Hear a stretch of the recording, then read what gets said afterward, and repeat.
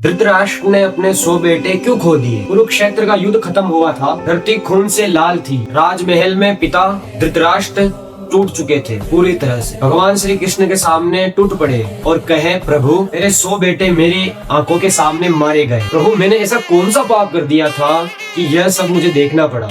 तो श्री कृष्ण ने कहा कि महाराज, आज से 50 जन्म पहले आप एक शिकारी थे और आपने एक पक्षी को मारने की कोशिश की, लेकिन निशाना चूक गया। क्रोध में आकर आपने उस पक्षी के 100 बच्चे को मार डाला। आज जो आप यह दुख झेल रहे हैं, यह उसी पाप का फल है। धृतराष्ट्र रोते हुए कहते हैं, प्रभु लेकिन वो तो 50 जन्म पहले का पाप है। इतने साल बाद, इतने वर्षों बाद, इतने जन्मों बाद वह पाप आज क्यों? भगवान श्री कृष्ण ने कहा कि तुमने पिछले जन्मों में बहुत पुण्य कमाए थे, इसलिए तुम्हें 100 पुत्र मिले, क्योंकि आप अपने कर्मों का फल पूरी तरह से भोग सके। इसलिए कहते हैं कि जीवन का फल कर्म ये लौटते जरूर है, चाहे कितने ही जन्म निकल जाए।